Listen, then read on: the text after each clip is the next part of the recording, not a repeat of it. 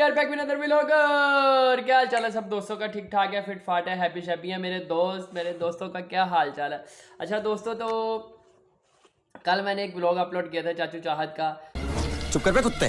चाचू चाहत को तो मैंने रोस्ट कर दिया, लेकिन उसके बाद मेरे अब्बे ने मुझे रोस्ट कर दिया। उन्होंने मेरा पूरा का पूरा सॉफ्टवेयर अपडेट कर दिया, और सॉफ्टवेयर अपडेट करने के बाद उन्होंने मुझसे चाचू चाहत का रोस्ट किया हुआ व्लॉग डिलीट करवा दिया। यार उस व्लॉग पे इतने व्यूज़ आ रहे थे, इतना मज़ा आ रहा था ना कि मैं आपको क्या बताऊं। लेकिन ना मुझे अब दुख भी है, लेकिन बाप है, बाप की माननी भी पड़ती है। बात तो सही है। तो खैर जो था वो गुजर गया। इंशाल्लाह उम्मीद करता हूँ आपको आज का व्लॉग बहुत पसंद तो नहीं आएगा, लेकिन यार बात दुख की, यार मुझे आज एक स्टोरी पता चली है। मेरा इतना इतना अपसेट हुआ हूँ ना कि मैं आपको बता नहीं सकता। लिहाजा मैं आपको वो वाक़या, एक दर्दनाक वाक़या है, लेकिन पता नहीं अब उसमें क्या था क्या नहीं। मुझे कहना क्या चाहते हो? इस चीज़ का बहुत ज़्यादा दुख है। वाक़या बताने से पहले मैं आपको कहना चाहूँगा कि जिसने मेरा चैनल अभी तक लाइक नहीं किया, सब्सक्राइब नहीं किया, कमेंट नहीं किया, तो सबसे पहले मेरे चैनल को कमेंट कर दें, लाइक कर दें, शेयर कर दें, हम मालूम है तेरे बाप को मत सिखा, चल। ताकि मेरे आने वाली हर वीडियो आप तक पहुंचती रहे। अच्छा बात ये है कि आजकल सोशल मीडिया पे एक बड़ा नाम सर्कुलेट हो रहा है, बड़ा एक नाम चल रहा है राफे पठान का। राफे पठान असल में कौन है? ये एक बड़ा ही दर्दनाक किस्म का वाक़या है जो मैंने आज पूरे इस पे तहकीक की, पता चला कि राफे पठान एक स्वात का रिहायशी है। वो एक खूबसूरत जवान है, ठीक है। ये वो वाहिद शख्स है अभी तक जिसको स्वात के डीपीओ ने खुद उठ के गले लगाया। उसने 5 बंदों को कत्ल करने के बाद भी ना कि उसको सज़ा मिलती, बल्कि उसको डीपीओ ने खुद उठ के गले लगाया, और ना कि उसको गिरफ़्तार किया, बल्कि उसको अप्रिशिएट किया कि तुमने ये काम बहुत अच्छा किया है। बात तो सही है। कहानी कुछ यूँ होती है कि राफी पठान स्वात का रिहायशी है। ये इसके घर एक खूबसूरत बेटे की पैदाइश होने वाली होती है। माशाल्लाह पठान है, पठान होते खूबसूरत हैं। और ये तो सुना ही था कि पठान बदला भी लेते हैं। इस दफ़ा देख भी लिया कि पठान वाकई ही बदला भी लेते हैं, और बड़ा डाढ़ा बदला लेते हैं। तो इसके यहाँ एक बेटे की पैदाइश होने वाली थी, तो इसकी बीवी के डिलीवरी का टाइम करीब था। तो इसको ना अपनी बीवी को लेके हॉस्पिटल जाना पड़ा। इसकी बीवी की अचानक तबीयत ख़राब हुई, इसको हॉस्पिटल लेके जाना पड़ा। जब वो घर से निकला हॉस्पिटल के लिए, तो उसने घर से पैसे पकड़े, 1,40,000 रुपये अपनी पॉकेट में डाला, ठीक है। और जैसे ही वो घर से निकलता है गाड़ी में, तो रास्ते में पहुंचता है तो उसको कोई 5 से 6 डाकुओं का सामना करना पड़ता है। वो उसे रोकते हैं, इसकी तलाशी लेते हैं, इसकी गाड़ी छीनने की कोशिश करते हैं। वो कहता है यार आप मेरे से पैसे ले लो, मेरी बीवी की हालत ख़राब है तो मुझे जाने दो, मैंने हॉस्पिटल जाना है, मेरी बीवी की तबीयत ज़्यादा ख़राब ना हो जाए। लेकिन उन डाकुओं को, चोरों को कोई कोई 1% भी तरस नहीं आया उस पर, और उन्होंने उससे पैसे छीनने की कोशिश की। उसने कहा कि यार ये मेरे पास 1,40,000 रुपये है, 40,000 आप ले जो, 1 लाख मुझे दे दो ताकि मैं अपनी बीवी का इलाज करवा सकूँ। इसी खींचातानी में, पकड़ा पकड़ाई में उनको तकरीबन काफ़ी कुछ टाइम लग गया, ठीक है। तो इस दौरान उन्होंने उससे सारा पैसे वगैरह खींच लिए, और जैसे ही राफे पठान ये सारे मामलात के बाद हॉस्पिटल पहुंचता है, तो उसकी बीवी की कंडीशन है ना काफ़ी ज़्यादा ख़राब हो जाती है। तो होता यूँ है कि डॉक्टर वो उसकी बीवी को देखते ही कहते हैं कि यार ये आपकी बीवी की कंडीशन बहुत ज़्यादा ख़राब है, तो आपको ना फौरी तौर पे हमें इसका ऑपरेट करना पड़ेगा।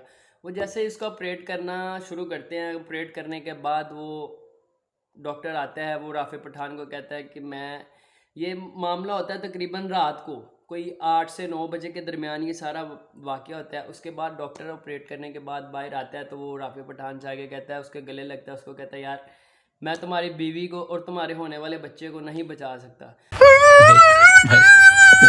जिस पे राफे पठान को बहुत गुस्सा आता है, और डॉक्टर ने जब ये कहा कि आप उसको कुछ देर पहले ले आते तो शायद आपकी बीवी और बच्चा दोनों बच जाते। तो लिहाजा राफे पठान के माइंड में ये ही आया कि मेरी बीवी और बच्चे का जो ये सारा मामला हुआ है, वो इसी गुस्से में वो वहाँ से हॉस्पिटल से निकलता है, बीवी और बच्चों को वहाँ छोड़ के। वो डॉक्टर से कहता है कि मैं अभी आया बस। वो सीधा अपने दोस्तों के पास जाता है, अपने दोस्त के पास जाता है, उसे कहता है मुझे कुछ असले की ज़रूरत है। वो उससे पूछता है कि क्या वाक़या हुआ है? वो कहता है बस मुझे असले की ज़रूरत है। वो उसका जो दोस्त है वो उसको असला दे देता है। वो उससे असला लेके, तो वो उसको पता लग जाता है कि ये रात के टाइम इनका यही रूट है, वो जो चोर होते हैं उनका यही रूट है लूटने का। तो वो रात को तकरीबन 1 से 2 बजे के दरमियान वहाँ पे ही रहता है और उन चोरों का इंतज़ार करता है कि कोई गाड़ी आई है उसको लूटें और मैं इनके पीछे भागूं। तो उन चोरों की बदकिस्मती और राफ़े पठान की खुशकिस्मती कि वो चोर जो है ना वो उसी जगह पे मौजूद होते हैं और राफ़े पठान उनको देख लेता है।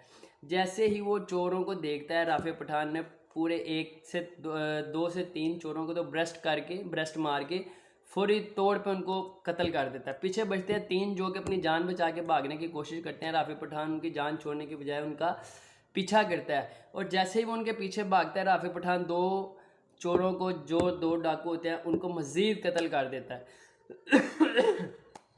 अच्छा, वो जैसे ही उनको कत्ल करता है, एक जो बच जाता है ना उनमें से, वो भाग जाता है।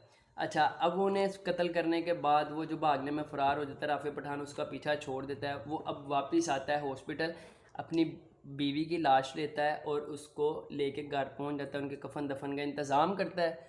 उनको कफन दफन का इंतज़ाम करने के बाद अब उसके दिल में ये होता है, वो जब उनको दफन वगैरह करके घर आ जाता है कि मुझे पुलिस वाले जो हैं, मैंने 5 बंदों का कत्ल किया, वो किसी भी बिना पे किया, पुलिस वाले तो मुझे नहीं छोड़ेंगे, वो मेरा कत्ल कर देंगे।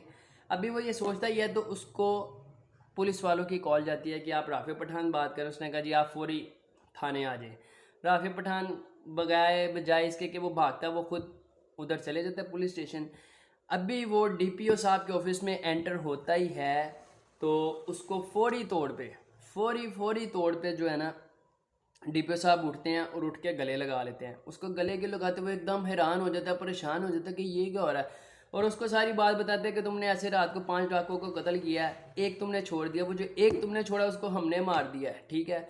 और इस बात पे हमें ये भी पता है कि तुमने उनको क्यों कत्ल किया है, तुम्हारी बीवी और बच्चे की उन्होंने जान ली है, तुमने इस वजह से उनको कत्ल किया। और इस बात पे मैं और कोई भी हमारा अमला तुम्हें कोई सज़ा या तुम्हें कोई पकड़ेंगे नहीं, कोई तुम पे एफआईआर नहीं कटेगी, बल्कि हम सब तुम्हारा शुक्र अदा करते हैं कि तुमने इन 6 जो डाकुओं को कत्ल किया है, इनको कत्ल करके बहुत अच्छा किया। हम खुद इनको कत्ल करना चाहते थे क्योंकि वो बहुत से लोगों को तंग कर रहे थे, बहुत से लोगों का माल लूट रहे थे। तो इस पर राफ़े पठान बहुत खुश होता है। उसके अहले इलाका वाले जो हैं वो, ज़ाहिर बात है, बात तो शौक की है ही, बात तो दुख की है ही, उसके सारे ख़ानदान में जो है ये बात पता चल जाती है।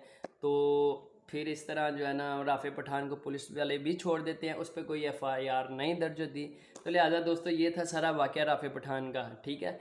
राफ़े पठान जो है अब आप सब ने ये बताना है कि राफ़े पठान ने क्या ये सही किया।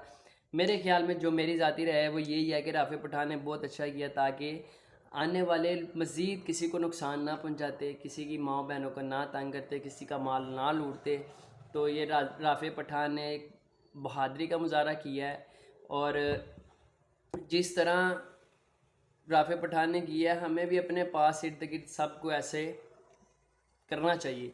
कोई अगर आप किसी के साथ जुल्म होता देखते हैं तो आपको उसको रोकना चाहिए, ठीक है। और अगर कोई ऐसी सिचुएशन होती भी है तो यार हर कोई मेरे जैसा बंदा जो है वो तो शायद ये इतनी हिम्मत ना करे, वो कहता है यार चलो ले गया तो कोई माल हमारा ले गया। लेकिन ये थी यार बड़ा सारी स्टोरी मैंने आपको बता दी है, ठीक है। अगर आपको ये मेरा वाक़या पसंद आया हो तो मेरे चैनल को लाइक कीजिएगा, सब्सक्राइब कीजिएगा और कमेंट में बताइएगा कि राफ़े पठान ने सही किया या नहीं। Okay bye bye, take care, Allah हाफिज़।